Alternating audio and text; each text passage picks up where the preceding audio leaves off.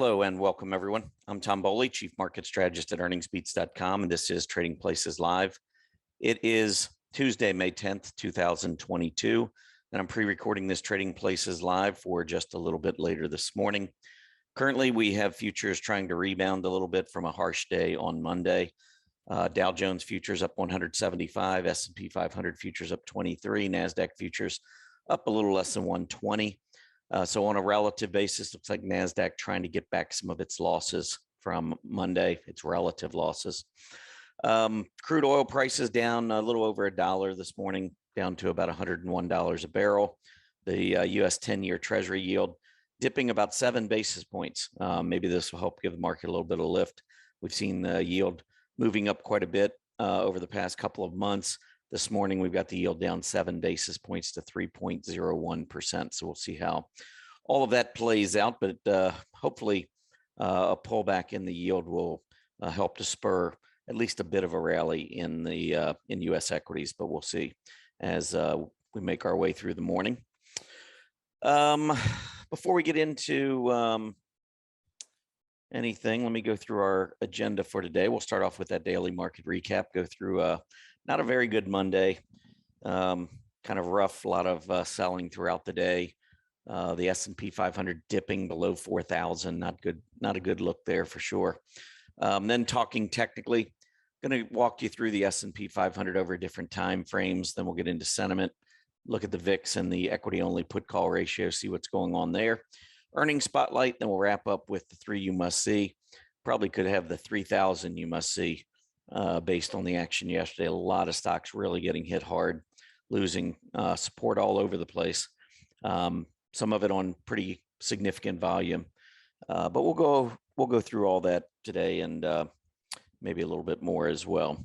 Before we get into that, let me take you over to Earnings Beats. If you go to earningsbeats.com and then just scroll down, we do have a free newsletter, Earnings Beats Digest, published 3 times a week, Mondays, Wednesdays, and Fridays. Very quick read, 2 paragraphs and a chart, typically, normally just 2 or 3 minutes. You'll be through it. And it comes out about an hour before the market opens. So it gives you a little bit of time to digest. I look at it mostly as educational, but there are obviously trading opportunities in there for those who are interested. Of course, those are all on, on you. You can decide whether or not that's the type of trade that you'd be interested in. And also you got to consider the market that we're in, which is just not a very good market right now. Anyhow, simply sign up with your name and email address, hit that subscribe button. No credit card required. You can unsubscribe at any time. We'd love to have you. All right, moving on, taking a look at the action from Monday. Just another brutal day. Dow Jones Industrial Average down 654 points. S&P 500 down 132. NASDAQ down 521. I feel like I've got this on repeat because I've been doing this a lot lately, talking about the NASDAQ down 400, 500, whatever. Monday, 521 points on the NASDAQ. Mid caps down 84, small caps down 34. On a percentage basis, it was once again the NASDAQ losing more than 4.25%. But one thing I will point out is as we keep moving down to new lows across all of our major indices, none of them are putting in new lows on the AD line. Interesting. Dow, not too far from its high on the AD line. So I don't know. Looks to me like there's still some buyers out there. That's the only way you can get the AD line to hold up like this. You got to have some buyers in the afternoon. Yesterday afternoon, we didn't have a whole lot of buyers. That's for sure, though, with the market closing at or near lows across all of its major indices. Or all of our major indices, I should say. Looking at the sectors, energy. Well, first of all the sectors were down, all 11. Energy down the most, though. Big hit, down more than 8%. We did get up to 82 and change at the close last week, to close out the week. But yesterday, big move back down, all the way back to the 50-day moving average, 76.06, actually slightly below the 50-day moving average. So not good action there on the energy. Real estate, big drop. Looks like we actually closed slightly below the low we had back in February. The PPO falling apart here. Real estate down almost 4.7% yesterday. Discretionary 4.25%, just adding to the losses that we've seen of late, setting new lows. Technology breaking below the 140 level yesterday, closing at 135, down almost 4%. Materials down more than 3%, breaking below its recent lows, although still trading above the February, March double bottom that we saw, but not a lot of room there. All of the major sectors, though, that we just talked about, every one of them below the 20-day and the 50-day. Looking at materials, though, that AD line still looks pretty good. Technology AD line doesn't look bad. We keep putting in lower lows in price, but every one of these lower lows in price is coming with a higher low in the AD line. There's still some buying going on. I know it feels bad, but it's not horrible. Well, yes, it is. It is horrible, but it could be worse, I guess. The AD lines are holding up. You can see even discretionary, where we finished yesterday versus prior lows. I'm still of the opinion we're coming back, and I think we're coming back fiercely, but it could be later in the year. We'll see how the summertime goes. Still waiting for capitulation in terms of the sentiment. We're going to talk about that in a few minutes. But overall, you can see in terms of price action, not good at all yesterday. 10-year Treasury yield. First of all, not really anything of significance coming out this morning in terms of economic reports. So like yesterday, I talked about this yesterday morning. You know, when you don't have any economic reports, and yesterday morning, there wasn't a whole lot of earnings. We got a little bit more of that to deal with today. But when there's not much in the way of economic reports, not much in the way of earnings reports, a lot of times the market's just focused on the technicals. And that is not what you want the market to be focused on right now, because the market has been very weak. We continue to break down. It's really hard to find many areas of the market that are unscathed. I mean, you can look at some of the maybe utilities, a couple of the areas within consumer staples, maybe, but that's about it. Even energy's having its problems, you know, with some pretty big sell-offs. So it hasn't been very easy. Yesterday, I did note that the 10-year Treasury yield, however, was reversing back down. We saw I think I mentioned this in the daily market report yesterday to members, but we've got a lower PPO with higher price. So we're looking for a reversing candle. I would like to see maybe a little bit more out of the candle yesterday. Let's shorten this a little bit. Let's go down to maybe 3 months. See if we can see this candle a little bit better. It doesn't look like it's quite bearish engulfing. It looks like maybe dark cloud cover where it almost engulfs the prior day's candle body. But that's the type of candle that we're looking for. When you get a breakout and a negative divergence, you're looking for a reversing candle of some sort that maybe could mark a top. Maybe that was it yesterday. I still feel like, you know, we could have something a little bit more definitive, but we are down this morning. It's not showing on this chart, but we do have the 10-year Treasury yield currently down 8 basis points back to 3% even. So we are sitting right at about 3%. That was the last breakout level, by the way. So if we fail to hold that, then we've got the 20-day. And if we can't hold the 20, then we've got to trip perhaps down to the 50. And if the yield were to fall all the way back to the 50-day, back to 2.5%, I think that would certainly buoy stocks much higher than where we are right now after this huge decline on the S&P 500, which I think a lot of it is attributable to the interest rates. The fact that rates have gone up so much here over the last couple of months. Rates are still very low historically. And I know I sound like a broken record. I've been saying that as we keep going higher and higher. But typically, if you study history, the stock market really isn't that concerned, big picture, with interest rates until we get up to probably at least 4.5 to 5%. That's when you start having alternatives to the stock market. So you don't have to risk your money and you can park it in a treasury for 10 years and make 5%. That can be somewhat compelling and starts to draw money out of the stock market. I'm not sure 3% is going to do it. Obviously, it's better than what it's been. And in this market environment, maybe folks be interested in taking that locked in 3% going forward. I still think we have a lot more upside. I'll take the stock market. Let's see what else we got. Let's move into talking technically. So the S&P 500, if we look at this on a long-term basis, here's the weekly chart.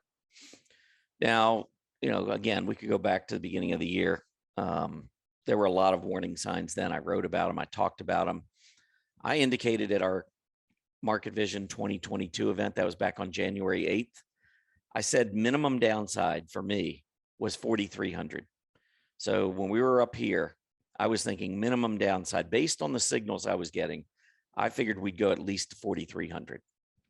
That would have, just in the series of higher highs and higher lows, that would have been the first area to think about, where we would pull back, maybe unwind some of the issues. Have to see where everything stands, after we get down to the 4,300. But I felt pretty good about we were going to go to 4,300 minimum. Well, we went down there, held briefly, bounced, got back up to the 20-week moving average, and then went back down to this down a little bit below 4,200. Now, 4,300 was my minimum downside target. I talked about 3,800 because that would be technically a bear market by definition. Well, someone's definition, 20% means bear market. I don't know that I think we're already in a bear market and the S&P is not down 20% yet, but I've been saying bear market for a while. Anyhow, that would take us to 3,800, but I said, I felt like we might see 3,500. That would kind of be like my throw in the kitchen sink selling. 3,500. We're not that far now. We actually closed yesterday below 4,000. So we're now we're under 500 points away on the S&P 500 from being there. That's just a little bit more, maybe more than 10%, maybe 12% from here. It's possible. I don't know that we get there, but I think it's possible. If we get there, I can assure you I'm going to be very heavily invested on the long side. Unless something else happens that I haven't seen yet. Maybe if inflation were to surge way more than anyone expects, that might be something that would keep me out. But outside of something really out of the norm, 3,500 would be a great entry point into this secular bull market. All right. So that's your weekly chart. You can see clearly last 5 weeks now, 6 weeks, setting new lows. We have gotten below 4,000. You wonder maybe if that's going to be a psychological buy point, 4,000. Maybe we get a little bit of a bounce, back to 42, 4,300 even wouldn't be shocking to me. But neither would continuing to move lower. I mean, we've got a VIX now. We'll talk about the VIX in a second, but the VIX up into the mid 30s. I mean, anything goes in the stock market. And that's why I don't like to trade this market. A lot of folks love this volatility, this back and forth. I can't stand it because it just presents so much risk. I don't want to risk my capital. I mean, I can't even imagine putting all my capital to work right now in this market. It would be like flipping a coin. My entire portfolio could be up or down 5%, 10% in a day. I mean, great if it's up, but my gosh, to me, that's devastating to be down 10% in a day trading stocks. I mean, that starts changing your emotional levels. It makes it very difficult to trade. So I just prefer sitting it out. I'm perfectly fine. If we see 3,500 on the S&P 500 and I'm anywhere near my account balance from back at the beginning of the year, that's you just picked up 25% purchasing power. So that's the way I look at it. If I'm in cash, the market's going down, I'm just increasing my purchasing power when I feel better about the market. So it's always helpful to spot these warning signs at the top. And there were so many of them. That's why it became easier for me to sit out. If you can almost always find something bad about the market. You're overbought, maybe sentiment, some here, this or that. But to put it all together, that's when you really have to start to become much more cautious. And that's what we talked about at the beginning of the year. Anyhow, there's your weekly chart. Then we move on to the daily chart. And the daily chart, I mean, we're in breakdown mode. Look at the PPO pointing straight down. When I say pointing straight down, I mean, it's hardly turned up at all. And it is right now at the lowest level we've had the last year. That's telling me that momentum to the downside is accelerating. Now, does that mean that we go down every day? No, we're going to get oversold bounces. But when I see the the PPO going down like this and price going down like this, when we do bounce, look at that failed 20-day test. Go right up to the 20-day and fail right back down. That's what happens when you have a PPO that's pointing straight down, showing accelerating momentum. Your short-term moving average is dropping faster than your long-term moving average. In this case, this is the 1226 PPO. That's that 1226.9. 12, in this case, it's a daily chart, so it's a 12-day EMA. That's your short-term moving average. 26-day EMA is your long-term moving average. Not exactly long-term, but in this case, that's your longer term. And then 9 is simply the moving average of the PPO. So it's the 9-day simple average of your PPO. All right. What else do I want to say about this chart?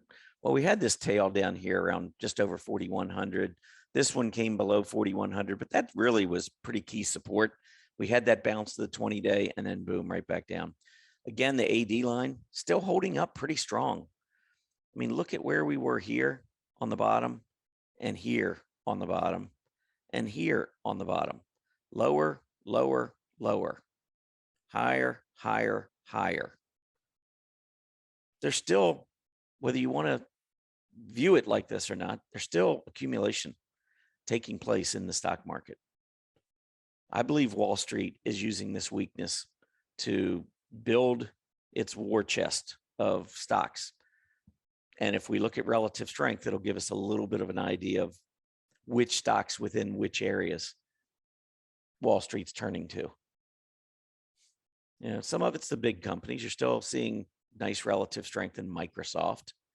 I mentioned yesterday on my show, Cadence Design, CDNS, another software stock, I think, being accumulated. Even though the market's been weak and even though those charts don't look particularly good, they look better than the software index. So there are stocks that Wall Street, I think, is building positions in. I think we should be aware of that during periods like this, because when the market does rebound, I have a feeling those leaders are the ones that are going to lead us out of this. Hourly, how about the hourly chart? Well, I mean, we were trying to go sideways here, kept failing right up there at 4,300. And if we go back to that, was it the weekly? Yeah, the weekly chart, the 20-week moving average right now is 43.53. So if you get back up to 4,300, which on the hourly chart you can see is pretty good resistance right there, you're going to be up near that 20-week. That's how I kind of tie these charts together. I start looking at, okay, 4,300 level on the hourly chart obviously is major resistance, and that would line up with resistance on that weekly chart. 4,300 on the daily chart, that, well, there's the three tops that we just looked at on the hourly chart, but an intraday move above the 20-day and a failure at the 20-day is possible. So don't be surprised if we get a big rally at some point and move back up and test these areas I'm talking about to the upside. That doesn't get us out of the woods, but that's one way Wall Street can accumulate. They buy, and then all of a sudden they stop buying and market trickles back down again. That's the way Wall Street works. All right, so let's move on. I wanted to go, let's go here first. This is the S&P 500 on the top. This is a daily chart going back 5 years. And so you can see we've had periods where we go down for a while. I mean, this right here at the end of 2018, down, you know, sideways, and then one final swoosh, down, maybe a little sideways. Could this be one final swoosh? I don't know, maybe. Big swoosh down to 3,500, it would look a lot like this. That was the last, well, this was technically the last cyclical bear market, but I kind of throw the pandemic out. That was a once in a 100 year thing. But here was the big drop back in the fourth quarter of 2018. We went down 20% in 3 months. This has been so far about 4.5 months. So it's probably a little longer than the average cyclical bear market. And I could see this going out through September potentially. I think what might happen is we get a big swoosh could be coming up soon. Then we rally back for a while and then maybe slowly meander back over the summer, get down either to a double test or maybe get close to a double bottom, and then maybe rally then I do expect a big rally in the fourth quarter. But I'm not quite sure how it plays out. But you can see right now the VIX at 35. That's a little bit problematic for the bulls, because when the VIX is up here, this is when we can have big sell-offs. If you catch it right, I mean, look at these peaks on the VIX. They're also bottoms in the market, some pretty big moves to the upside. So if the VIX tops right here at 35, which would be similar to these recent tops, we could see that big move up. I do think that the snapback rally is getting closer and closer. But if you're off by a couple of days, there's nothing saying the VIX couldn't shoot to 40 or 45. And if the VIX, one thing I've recently talked about, it may have been on the show yesterday, but when you get a VIX that goes from 25 to 35, market goes down. But if you go from 35 to 45 on the VIX, the market gets slammed. I mean, that doesn't happen. I mean, just look at here we were still pretty fearful coming out of the pandemic. So there was a pop back to 45. That was almost like an aftershock, kind of like an earthquake. But I mean, take a look back at beginning of 2018. I mean, here we were at a high at 31, was that 30 or maybe just below 3,000, 2850. We were back down to 2,500 in, I don't know, a couple of weeks. I mean, we at that point, the VIX was very low, but that spike went up to 50 so fast. That's very unusual. But the very end of this, when we got up to 50, is when we saw the huge sell-off. So if we were to get up into the 40s or 50s, what you're going to see is probably a quick couple hundred points shaved off the S&P 500. If it's coming on this particular move to the downside. I don't know if that's happening or not, but could happen. Anyway, we got to watch the VIX, because anytime the VIX is up in this level, I expect today, the next couple of days, we could easily see 100, 200 point moves on the S&P 500. We could see it back up at 41, 4,200 very quickly, or completely falling apart down to 3,800, 3,850. Wouldn't surprise me. Just over the next couple of days. And honestly, I couldn't tell you which way that it's going. We do have a big economic report out on Wednesday morning, and that's the CPI. I do think this could be a catalyst. If it comes in lower than expected, I think that could send the yields down. I think a lot of more folks will be buying bonds. So I think you could see the yield drop, and I think that could spur a big rally in stocks. That could get us back to 4,200 or more on the S&P 500. So that is a possible catalyst, because I do think that it's inflation, it's interest rates, it's the recession, it's all these things combined that are driving the market crazy right now, especially the growth stocks.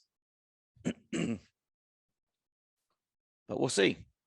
Keep that VIX in mind. Keep an eye on it. The other sentiment reading that I would watch is the equity only put call ratio. And down here on the bottom, I have a 5-day moving average. Go ahead and make that a little bit bigger for everybody. So as we've been falling, you can see this bottom right here was marked by a spike in the 5-day moving average. This bottom, 5-day moving average right there. This bottom, 5-day moving average right there. Here we got the 5-day moving average. Well, we did get maybe a little bit of a bounce, but right back down to new lows. I would love to see this CPCE, equity only put call ratio, the 5-day moving average, get to 0.80. And if you look back, I'm going to just take you back 15 years. Here's the 5-day moving average. I mean, you can see these spikes. When you get these major lows, it's basically almost every one of these lows gets to at least 0.8. I mean, just going back into history, here's all of these lows, 2015, 2016, 0.8 to 0.85. Here, these lows got up to 0.9. This, of course, was back closer to the financial crisis. But here was 0.8. Here was 0.8. And then, of course, financial crisis, 5-day moving average was really high. But we had been going down for a long time and folks were just throwing in the kitchen sink. Couldn't, baby went out with the bathwater, all of those cliches. We're not quite there yet, but beginning of the year, I said the market, we needed to see a reset in sentiment because we had sentiment way down here and you look down, that was just crazy bullishness. Do you see what we're doing this year?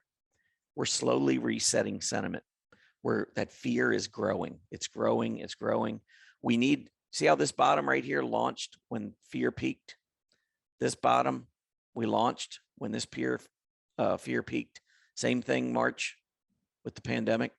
Got the fear jumping all the way up here. That's what marks bottoms. Here, this peak marked this bottom. Right in all of this had some high readings. Here, high readings. We're getting it, but I'd like to see at least 0.8. So got some work to do still. And here, I just wanted to point out, this is the daily reading of the equity only put call ratio. And you can see from down in November how it's really, the lows are getting higher, the highs are getting higher. We're just kind of moving up in this channel to reset. That's what I was calling for at the beginning of the year. And that's what we're seeing. Earnings. Just a couple to go over real quick. I mean, my gosh, these companies are getting, some of them are getting torched. Let's see. Novavax expected to earn $3.33. They earned $2.56. If I show you the action pre-market, down 22% this morning from this 53 level right here, all the way back down here to the low 40s. So rough start to the day coming up for Novavax.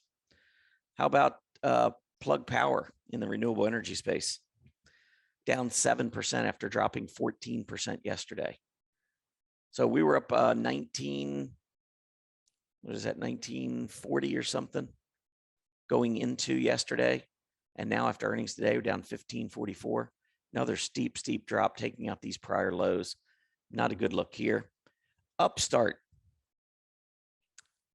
IPO not that long ago, but Upstart came in with earnings 61 cents versus 52. Looked pretty good on the surface. Stock down 54% this morning with earnings.